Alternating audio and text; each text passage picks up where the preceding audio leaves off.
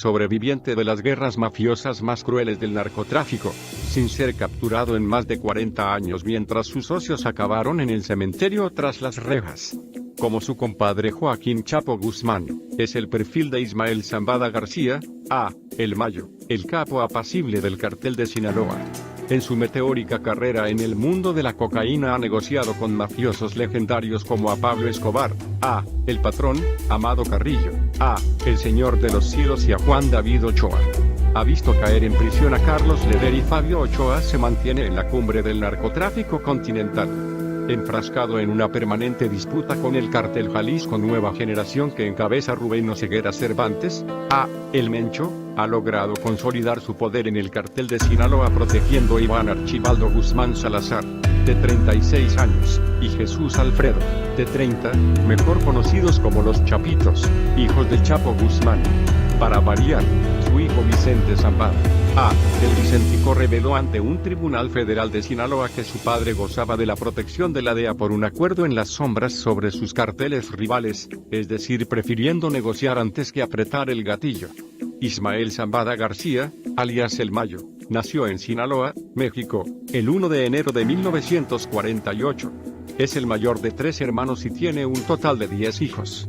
Es el único sobreviviente del cuarteto que dirigía el cartel de Sinaloa, compuesto Joaquín Guzmán, actualmente en una prisión de los Estados Unidos, Héctor Luis Palma Salazar y el ya difunto Juan José Esparragosa Moreno, El Azul, con lo que queda como líder indiscutido de dicha organización criminal sin ninguna oposición. De acuerdo a sus perseguidores, El Mayo Zambada se comporta como un moderno Lucky Luciano, negándose a utilizar la violencia para conseguir nuevos mercados, incluso cuando la OFAC ha llevado a cabo bloqueos financieros con el fin de dificultar sus operaciones. Otra faceta que lo distingue de los demás capos del narcotráfico es que es muy querido por la población civil ya que constantemente los ayuda y se preocupa por ellos. Su esposa y una de sus hijas tienen una distribuidora de leche y una guardería infantil. En hombros de gigantes El Mayo, empezó prestando servicios para el cartel de Guadalajara en los años 70 bajo las órdenes de Miguel Ángel Félix Gallardo, Ernesto Fonseca Carrillo y Rafael Caro Quintero. Luego de su disolución pasó a colaborar con el cartel de Juárez encabezado por Amado Carrillo, Señor de los Cielos y se convirtió en el personaje clave para establecer relaciones entre los carteles de Sinaloa, Juárez y Tijuana.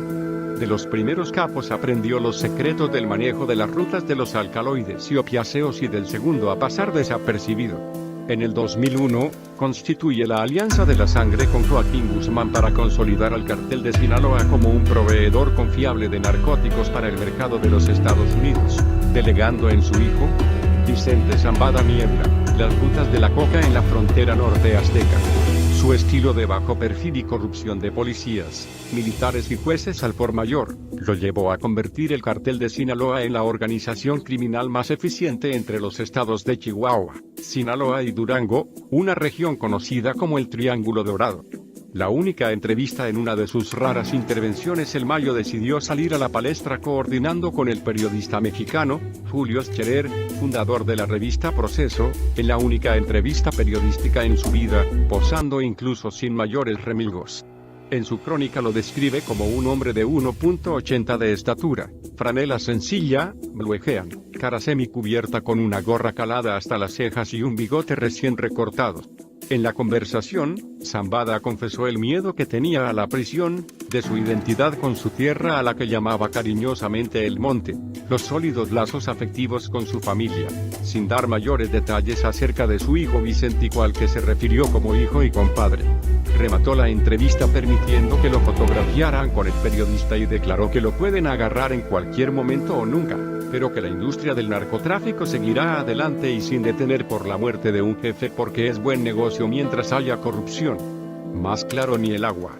Por lo demás es un capo de la guardia vieja que prefiere mantener su perfil bajo, sin las mujeres que terminaron perdiendo al Chapo Guzmán, dejando las residencias lujosas por sus refugios secretos en los que no pernocta 2 días seguidos.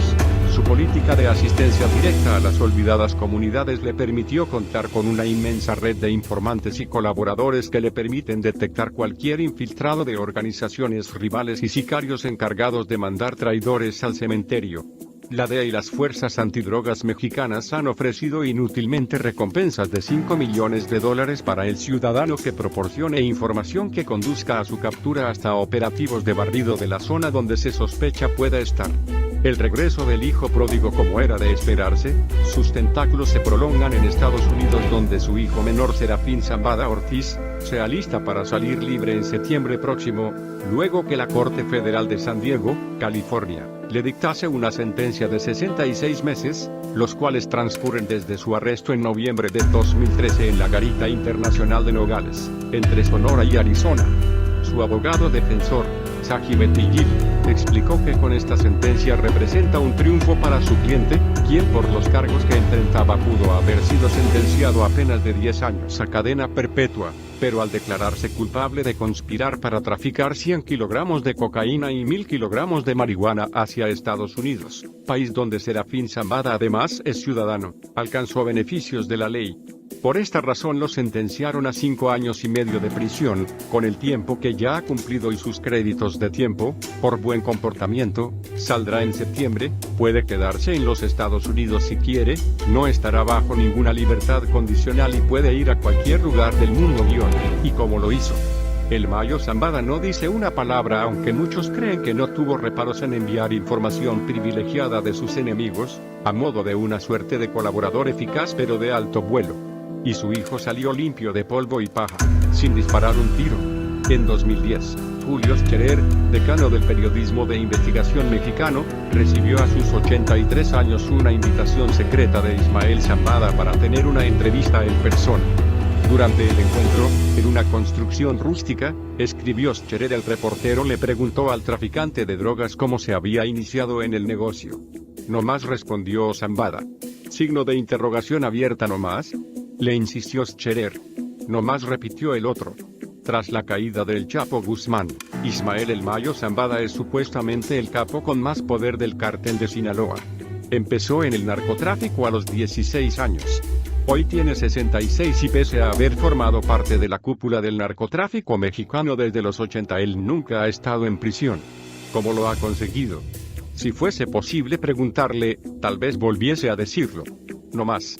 Sus socios han ido cayendo. Los de Tijuana, los Arellano Félix, muertos o en prisión, el de Juárez, Amado Carrillo Fuentes, el Señor de los Cielos, fallecido durante una cirugía estética. Ahora el de Sinaloa, el Chapo, su compadre, el de la tierra de los dos. La semana pasada, la noticia era que andaban buscando al Mayo. En los periódicos, fotos de soldados en Culiacán, capital de Sinaloa, levantando tapas de alcantarilla. Se rumoreaba que Zambada podía estar escondido en un túnel bajo tierra. Finalmente, quien cayó, a 200 kilómetros de allí, en Mazatlán, fue Guzmán. Él sigue libre. En la entrevista de hace 4 años, el narcotraficante invitó a desayunar al reportero. Zumo de naranja, vasos de leche, carne, frijoles, tostadas, quesos. Sobrepasa el 1.80 de altura y posee un cuerpo como una fortaleza, escribió Scherer. Zambada le dijo por entonces que tenía una esposa, 5 mujeres, 15 nietos y un bisnieto. Ellas, las 6, están aquí, en los ranchos, hijas del monte, como yo. El monte es mi casa, mi familia, mi protección, mi tierra. Dice la leyenda que a veces el Chapo aparecía en un restaurante, lo cerraba con todos los clientes que hubiese dentro, comía y se marchaba. De Zambada se dice que es más disciplinado, que se esconde en la sierra y apenas baja a la ciudad. En los montes de Sinaloa, igual que al Chapo, al Mayo Zambada se le idolatra, según dice Javier Valdés, periodista del semanario local Río 12. Él cuenta que, al menos hasta hace unos años, se daba el caso de que las familias campesinas guardasen la virginidad de sus hijas por si Ismael Zambada decidía escoger a una de ellas. También se dice que no le gusta la violencia gratuita, que si muere alguien o si se hace un secuestro, que sea porque él lo ordenó. Soldados de la Marina, en la búsqueda de Zambada en Culiacán. Ampliar fotos. Soldados de la Marina, en la búsqueda de Zambada en Culiacán. J. Valdés Río 12. El gobierno de Estados Unidos ofrece $5 millones por información que pueda llevar al Mayo Zambada. La DEA lo presenta en su web como un traficante de droga al por mayor con influencia en los 3.200 kilómetros de frontera entre México y Estados Unidos. El Departamento de Estado indica que sus cotos de poder principales en México son los estados de Sinaloa y Nayarit, ambos en el noroeste, y que también tiene presencia en Monterrey, noreste, y en Cancún, sureste. Sus mayores mercados al otro lado de la frontera, según Estados Unidos, son Arizona, California, Chicago y Nueva York. La carrera criminal de Zambada despuntó antes que la de Guzmán, 10 años menor. Su nombre ya aparece en los expedientes de inteligencia de mediados de los 80, cuando estaba bajo el ala del capo número 1 de aquellos tiempos, Miguel Ángel Félix Gallardo. Entre finales de esa década y principios de los 90 fue socio del Cártel de Tijuana y del Cártel de Juárez. En aquel tiempo estableció acuerdos para el tráfico de cocaína con el segundo de Pablo Escobar, Gonzalo Rodríguez Gacha, un colombiano al que le gustaban tanto las cosas de México que le pusieron un alias ad hoc, el mexicano. A mediados de los 90 se consolidó organizativamente lo que hoy se conoce como Cártel de Sinaloa, articulado como una federación de carteles con 3 familias principales asociadas, la de Guzmán, la de Zambada y la de Juan José Esparragosa Moreno, el Azul, otro decano del narcotráfico, un capo con reputación de muñidor de pactos de paz y que en el panorama post-Guzmán también aparece como una de las figuras a tener en cuenta. Hasta ahora, Guzmán fue la cabeza más visible del cartel, aunque según los expertos eso no implica que Zambada y Esparragosa fuesen exactamente sus subordinados. Quedan ellos dos, y el cerco militar al Cártel de Sinaloa continúa tras el arresto del Chapo. Ismael Zambada, el hombre al que buscaban hace unos días debajo de las alcantarillas, parece ser el próximo objetivo. En aquella entrevista, Julio Scherer le preguntó si temía que un día lo detuviesen. «Tengo pánico de que me encierren», respondió. Signo de interrogación abierta. ¿Lo atraparán? En cualquier momento, dijo el Mayo, o nunca. Más información en el blog del narco.com.